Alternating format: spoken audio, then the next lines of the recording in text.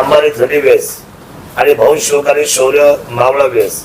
ही मावळा बेस आहे ना, हे शिवाजी महाराजांचा जो स्टॅच्यू आता आपला कुठला चौकातला, त्याच्या पाठीमागे ही भव्य बेस होणार आहे. त्याचं काम आता चालू झालं. त्याला काम करायला 4-5 दिवस लागणार आहे, पण ती बेस इतकी सुंदर होणार आहे. आता त्या बेसीच्या पाठीमागं ते फायर शोचं सह नियोजन करणार आहे. या बेसीच्या पुढं हे 2 क्रेन लावून एका क्रेनवर स्वतः स्थानिक आमदार म्हणून किंवा शून्य महोत्सवचा अध्यक्ष म्हणून स्वतः आरती घेणारे रात्री बरोबर 12 वाजता 18 तारखेला रात्री 12 वाजता छत्रपती शिवरायांची आरती आपण तिथं घेणार आहोत 18 रात्री. आणि तुम्ही जर पाहिलं तर तिथून शिवाजी महाराजांच्या पुतळ्यापासून थेट खालच्या महाद्वारापर्यंत एवढी मोठी जबरदस्त सजावट आपण हातामध्ये घेतलेली आहे की माणसाचे डोळे निघून जातील अशा पद्धतीचे आरस.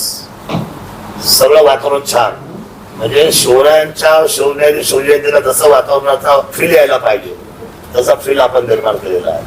ते आपण ऑर्डर दिलेली आहे.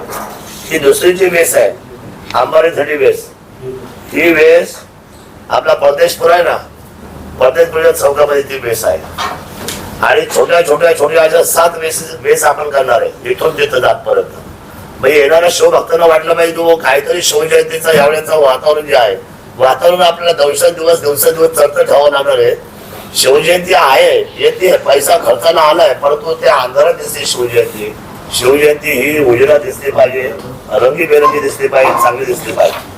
दुसरी गोष्ट की किल्ले शिवजयंतीचा सगळा भाग जो आहे तो आपण सगळ्या चांगल्या लाईटी खाली घेणार आहे. संपूर्ण किल्ल्याला लाईट ऑल असलेल्या, वेगवेगळ्या असलेल्या, म्हणजे त्याला काय करतो शार्पी म्हणतो आपण, शार्पी लाईट आहेत, फोकस लाईट आहेत, अजून 3D लाईट आहेत. हे सगळ्या लाईट्स किल्ले शिवजयंती 16 तारखेच्या रात्रीपासून 16, 17, 18, 19 उजेडामध्ये शिवणारी आपल्याला ठेवायची शिवभक्ताची खूप वर्षाची मागणी आहे. त्यानंतर त्या इकडच्या विषयीची सजावट होईल, आपले सगळ्या कार्यालय सजावट होईल, सगळ्या लाईटीचं नियोजन सगळ्या ठिकाणी आपण दिलेलं आहे. काही ठिकाणी जिल्हा परिषदेने खर्च केला आहे, काही ठिकाणी पंचायत समितीने खर्च केला आहे, काही ठिकाणी नगर परिषदेने खर्च केलेला आहे. आपापल्या भागामध्ये आपल्या जो पहिला कार्यक्रम 17ला हे विषय तुम्हाला सांगितलं, 17ला जे आहे माझी विनंती राहणार सर्व, मी बाईट मध्ये बोलणार आहे की 18ला तालुक्यातल्या सगळ्या गावातल्या लोकांनी या शिवरायांच्या पुतळ्यासमोर या, आळस करू नका, मेहरबानी करा. 1 ते 2 लाख लोक दिसली पाहिजे.